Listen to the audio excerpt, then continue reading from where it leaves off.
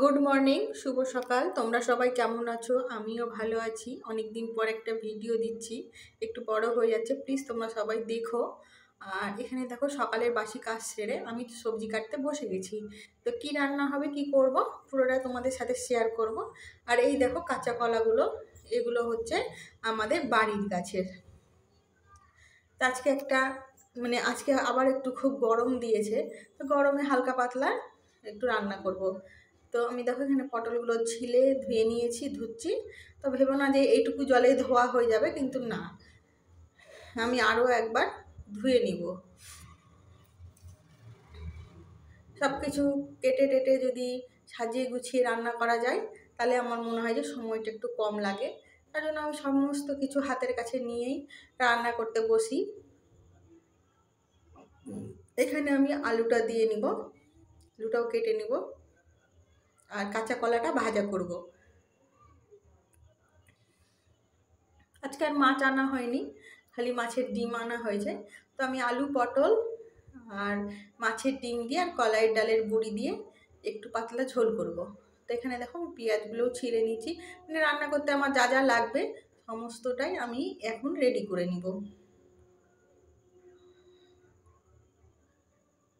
Ready করে নিয়ে কাজ করাটা কিন্তু অনেকটাই ভালো, সময়টা একটু কম লাগে আমার মনে হয়। আর এই কাঁচা কলাগুলো আমাদের বাড়ির কাছে হয়েছে। তো দেখো কলাগুলো আমি কিন্তু হলুদ জলে ডুবিয়ে নেব। তার কারণ হচ্ছে হলুদ জলে ডুবালে এর যত কষ আছে সব বেরিয়ে যাবে, তোমার হাতটাও কালো হবে না।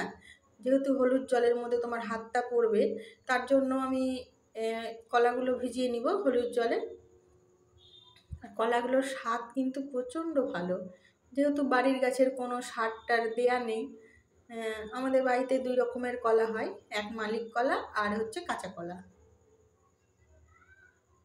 তো এখানে আমি কাঁচা কলাগুলো দেখো কেটে নিচ্ছি, কাটাও হয়ে গেছে। আর এই দেখো আমি লবণ জলে প্রায় ঘন্টাখানিক মতন ভিজিয়ে নেব। তো এখানে আমি দেখো সমস্ত কিছু রেডি হয়ে গেছে, টমেটো, পেঁয়াজ, যা যা লাগবে সমস্তটাই রেডি হয়ে গেছে। তো এবার আমি স্নান করে চলে এসেছি। আর এই দেখো কড়াইটাও চাপিয়ে দিয়েছি, দিয়ে মাছের ডিমটা ভেজে নেব। মাছের ডিমটা ম্যারিনেট করার সময় তোমাদের মানি ছিল না, তার জন্য আমি ভিডিওটা করতে পারিনি। তো এখানে হচ্ছে আমি মাছের ডিমের মধ্যে দিয়েছি বেসন, পেঁয়াজ কুচি, লঙ্কা কুচি আর রসুন কুচি, আর একটু আদা কুচিয়ে দিয়েছি। দিয়ে ম্যারিনেট করে দেখো বড়াগুলো আমি লাল লাল করে ভেজে নিব। ভাজার পরে আমি উল্টে পাল্টে ভেজে নিচ্ছি। খেতে সত্যি খুব ভালো হয়েছিল, এমনি বড়াটা ভাজা খেতেও ভালো লাগছিল। আর ভয়েসটা আমি পরে দিচ্ছি যেহেতু, সবজিটা খেতেও কিন্তু খুব ভালো হয়েছে। একবার হলেও অন্তত পক্ষে করে খেয়ে দেখতে পারো। আমার মনে হয়েছে গরমের মধ্যে মাছ না খাওয়ার থেকে মাছের ডিমটা খেলেই মনে হয় ভালো লাগবে।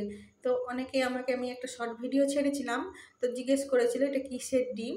তো এইটা হচ্ছে কাতলা মাছের ডিম। এখন বর্ষার সময়, বর্ষা প্রায় অনেকটাই এসে গেছে, যদিও আমাদের দিকে বৃষ্টি নাই, অন্য অন্য জায়গায় তো বৃষ্টিটা হচ্ছে। দেখো এখানে আমি কলাইয়ের ডালের বড়িগুলো ভেজে নিচ্ছি। এগুলো হচ্ছে বাড়িতে তৈরি করা বড়ি, আমাদের বাড়িতে বেশিরভাগ তৈরি হয় বড়ি টড়ি। এখানে আমার ভেজে নিলাম, ভেজে উঠিয়ে রাখছি। এই কড়াইয়ে আমি পটলগুলোও ভেজে নিব লাল করে, খুব একটা লাল করব না, তবে লালটা হবে। আর চোকাগুলো একটু রেখেছি, তার কারণ হচ্ছে চোকা থাকলে একটু পটলের তরকারির সেন্টটা ভালো হয়। আর চোকা যদি পুরোটাই আমি ছিলে ফেলি তাহলে কিন্তু সেন্টটা ভালো ওঠে না।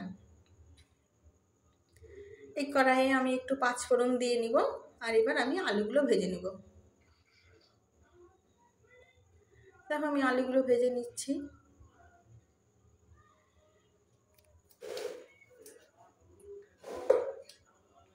অনেকটা দিন পর আমি ভিডিওটা দিব কালকে, তোমরা একটু দেখো প্লিজ, কেউ স্কিপ করে দেখবে না। এখানে আমি দেখো মশলাটা দিয়ে নিচ্ছি, আদা জিরে আর হচ্ছে শুকনো লঙ্কা বাটা। আর এখানে দেখো টমেটোগুলোও দিয়ে নিলাম। আর পেঁয়াজটা তো জানোই আমি গ্রেট করে দিই, কাঁচা লঙ্কা দিলাম যেহেতু লঙ্কাগুলো আমাদের একটু ঝাল নেই। তো এখানে আমি কষিয়ে নিচ্ছি, তেল ছাড়া অবধি কষাবো। এখানে দেখো লবণ দিয়ে নিলাম আর হলুদ গুঁড়ো আমাদের হলুদগুলো তো সত্যি খুবই ভালো, একটুখানি দিলেই আমাদের তরকারির কালার হয়ে যায়, এটা নিয়ে কোনো একদমই নিশ্চিত। তো এখানে দেখো আমি তরকারি কষাতে কষাতে বড়িগুলো দিয়ে দিলাম। তার কারণ হচ্ছে আমাদের বাড়ির বড়ি তো খুব একটু তারা দেরি হয় একটু সেদ্ধ হতে, আর কষানোর সময় তরকারি কষানোর সময় দিলে এর মধ্যে লবণ হলুদ সব ঢুকবে, তার জন্যই দিলাম। এখন আমি পটলটাও দিয়ে নিয়েছি, দিয়ে আমি একটু কষাবো। তেলটা ছেড়ে গেছে যদিও।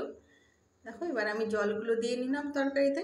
আজকে আমি গরম জল ব্যবহার করিনি, যেহেতু একটু তাড়া ছিল তার কারণে। তরকারিটা আমার দেখো ফুটে গেছে আর অনেকটা সেদ্ধও হয়ে গেছে। এবার আমি মাছের ডিমগুলো দিয়ে নিব।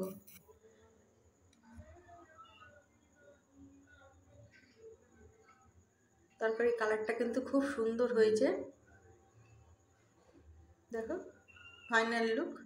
আমার তরকারিটা হয়ে গেছে। ভিডিওটা তোমাদের যদি ভালো লাগে অবশ্যই লাইক কমেন্ট শেয়ার করো, আর সাবস্ক্রাইব করতে কিন্তু ভুলবে না। সবাই তোমরা ভালো থেকো, সুস্থ থেকো, আর হচ্ছে সাবধানে থেকো। প্লিজ প্লিজ প্লিজ আমাকে একটু সাপোর্ট করো।